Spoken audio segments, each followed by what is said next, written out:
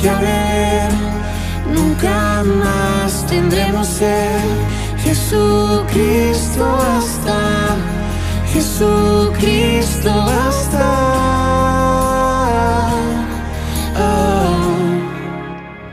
Hola mis hermanos, Dios les bendiga extraordinariamente. Vamos a estar compartiendo un cortadito bajo el tema Jesús el Verbo encarnado.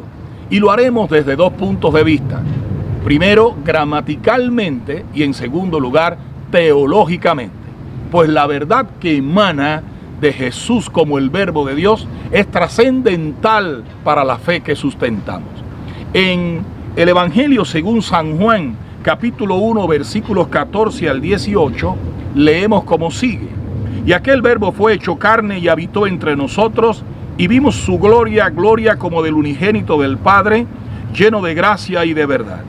Juan dio testimonio de él y clamó diciendo: este es de quien yo decía, el que viene después de mí es antes de mí, porque era primero que yo. Porque de su plenitud tomamos todos, y gracia sobre gracia. Pues la ley por medio de Moisés fue dada, pero la gracia y la verdad vinieron por medio de Jesucristo. A Dios nadie le vio jamás. El unigénito Hijo que está en el seno del Padre, Él le ha dado a conocer. En el Evangelio según San Juan, la intención del Espíritu Santo es resaltar la divinidad del Hijo de Dios. Analicemos esta verdad gramaticalmente para ver la profundidad del término. En una oración gramatical, el verbo explica la acción del sujeto. Por ejemplo, el niño comió caramelos. El verbo comió está precisamente hablando de la acción del sujeto. Define y explica la acción del sujeto. Pero el verbo significa mucho más que la acción del sujeto en una oración gramatical.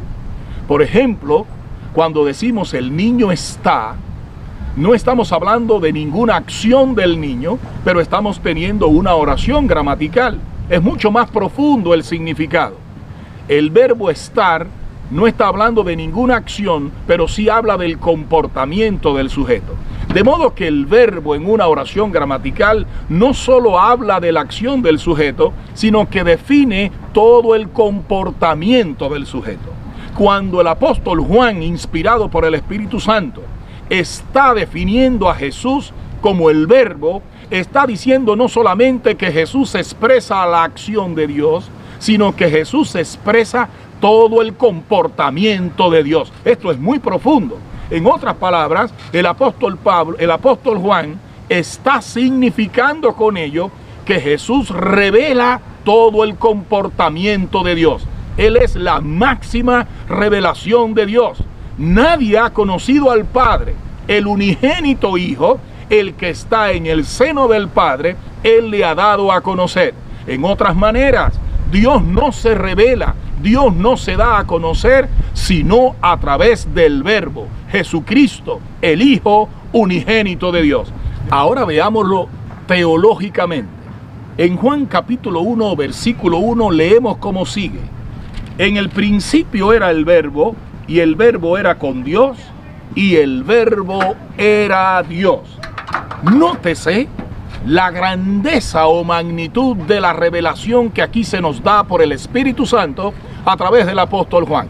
En el principio era el Verbo. Está hablando de Jesús y dice que era.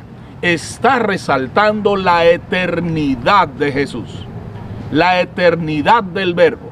En el principio era el Verbo. Antes que todas las cosas era. Y dice ahora, y el Verbo era con Dios. Está hablando de la coexistencia o relación entre el Verbo y Dios. Está afirmando el apóstol Juan que el Verbo era con Dios, coexistía con Dios. Y ahora termina resaltando, y el Verbo era Dios. Está hablando de la naturaleza divina del Verbo.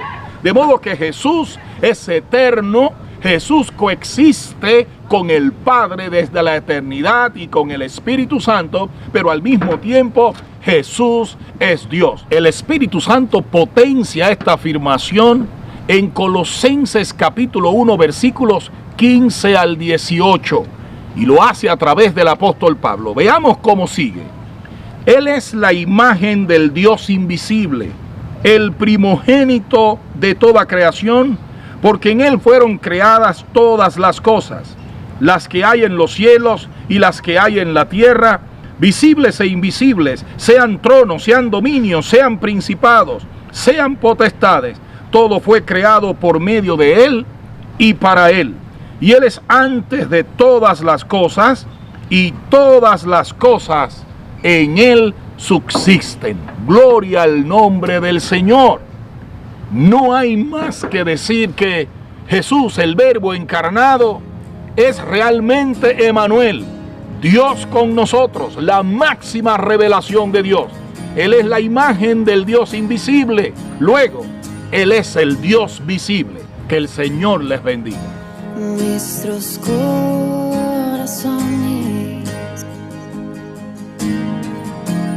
insaciables son hasta que conocen a su Salvador.